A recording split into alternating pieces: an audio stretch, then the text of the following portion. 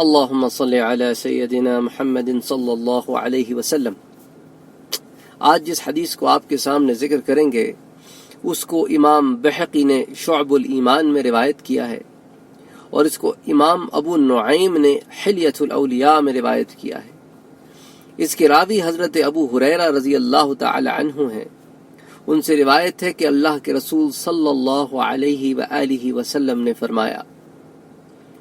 من طلب الدنیا حلالا استعفافا،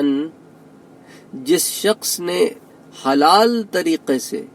دنیا کی دولت کمائی اور اس کو حاصل کرنا چاہی، اور اس کا مقصد کیا تھا؟ من طلب الدنیا حلالا استعفافا عن المسئلة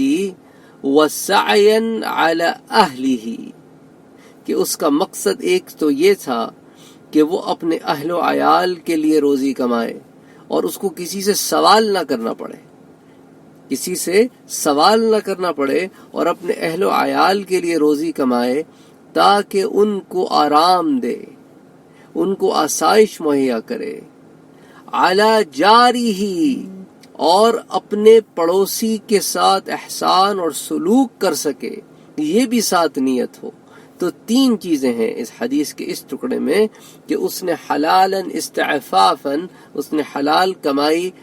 حاصل کرنا چاہی، کیوں کہ وہ وہ بچنا چاہتا تھا سوال سے،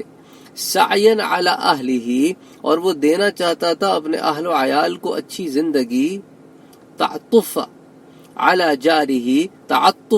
جارہ، اور وہ چاہتا تھا کہ اپنے پڑوسی کے ساتھ عطف یعنی کہ احسان اور سلوک کا معاملہ کرے۔ تو اس کا حال کیا ہوگا کہ لقی اللہ تعالی یوم القیامہ، اللہ تعالی سے جب اس کی قیامت کے روز ملاقات ہوگی، ووجہہ مثل القمر لیلۃ البدر، تو اس کا چہرہ ایسے روشن ہوگا گویا 14ویں کا چاند۔ ومن طلب الدنیا حلالا مکاثرا مفاخرا، اور وہ شخص جو دنیا کی دولت حلال ذریعے سے تو حاصل کرنا چاہتا ہے،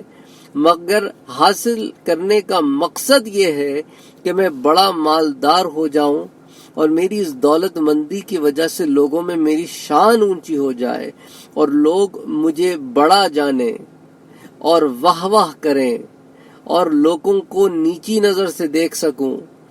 تو لقی اللہ تعالی، تو اس کی ملاقات جب اپنے رب سے روز حشر ہوگی، وَهُوَ عَلَيْهِ غَضْبَانٌ، تو اللہ تعالی اس پر سخت غضبناک ہوں گے۔ اب آپ دیکھیں، دونوں کی نیت اور مقصد تو حلال رزق حاصل کرنا تھی،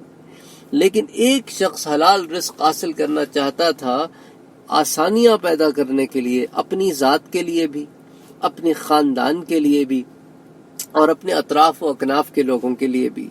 اور دوسرا شخص حلال طریقے سے مال اس لیے حاصل کرنا چاہتا تھا کہ وہ لوگوں میں اپنی دولت مندی اور بڑائی کو ظاہر کر کے دکھاوا کر سکے۔ تو حلال رزق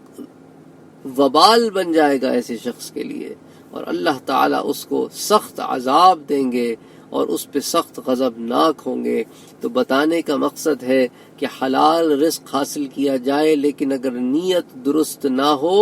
تو وہ بھی وبال بن جاتا ہے۔ اللہ تعالیٰ ہمیں توفیق عطا فرمائے کہ ہم اپنی نیتوں کو خالص رکھ سکیں، کہ انما الاعمال بالنیات، ہر عمل کا دار و مدار اس کی نیت پر ہے۔ اللہم صلی علی سیدنا محمد صلی اللہ علیہ وسلم۔